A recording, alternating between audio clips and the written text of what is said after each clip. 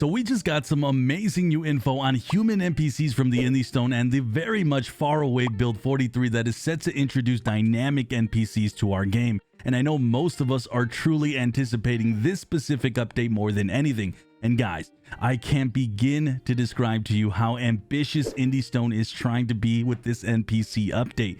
We are talking levels that I personally haven't seen in any other game, maybe until recently now, with like the NPC AIs giving dynamic responses to random questions. But what makes it unique here is everything is falling in a post-apocalyptic setting via the PZ lore. Now, if you guys don't know me, I'm Sunny, and I've actually been playing Project ZOMBOID off and on since it first released all the way back in 2013. But I actually have picked up the game a lot more this past year, and I do remember a day when we used to have these like absolutely terrible NPCs.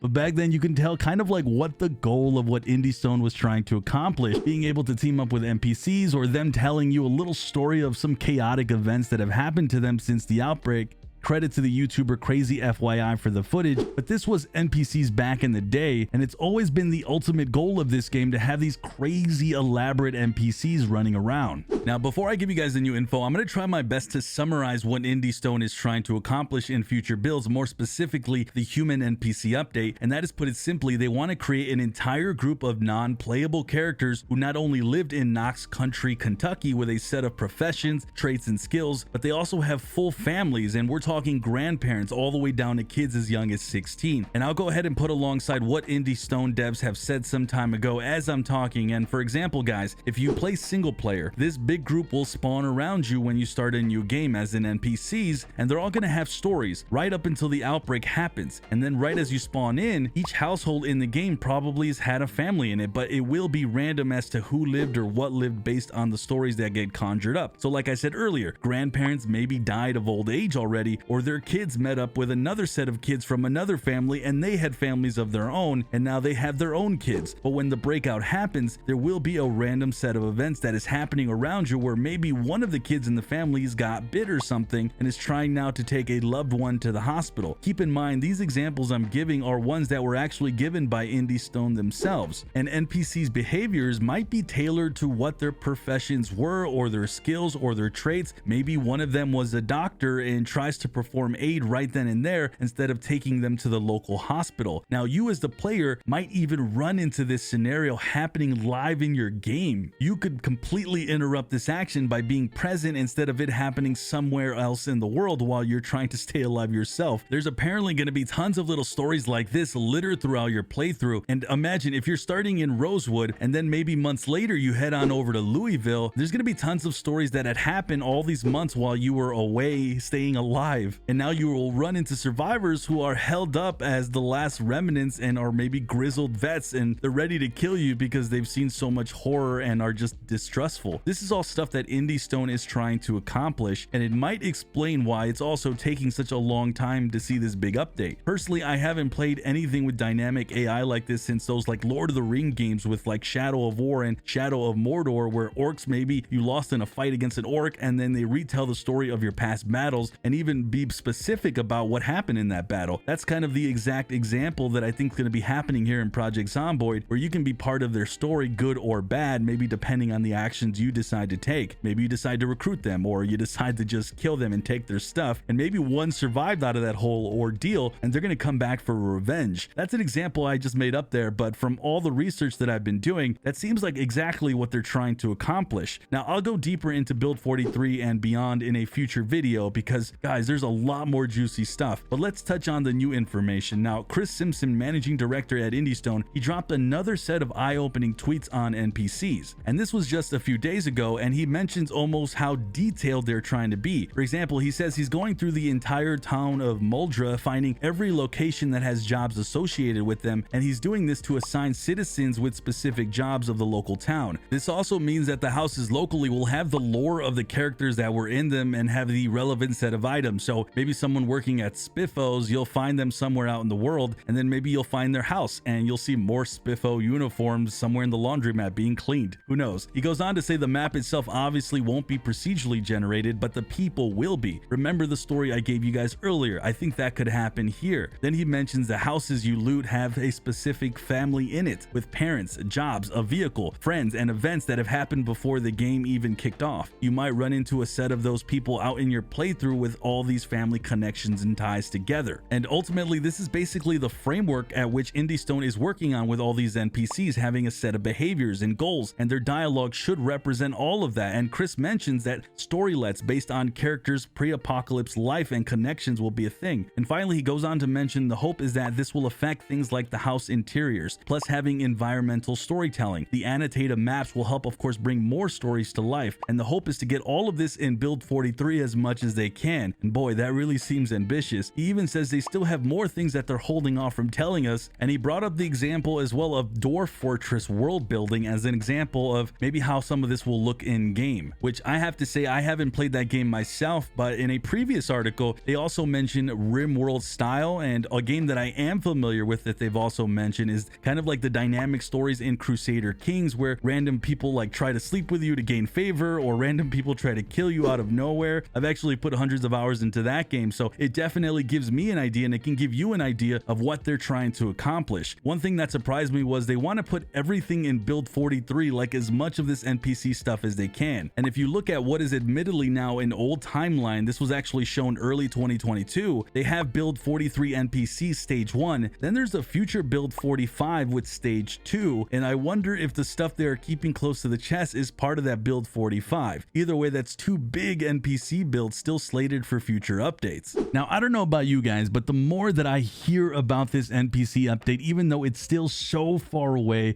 it just gets me so excited, because this is the kind of stuff you've always dreamed about playing games like this. The Walking Dead stories taking place in your own adventure, which, by the way, guys, IndieStone does draw inspiration from comic books like that as well. But it's fascinating because let me tell you guys, this is all just something that we just haven't seen on this type of level. Let me know what you guys think of this, and if you guys want more info on the recent update 42, check out the latest video on the screen.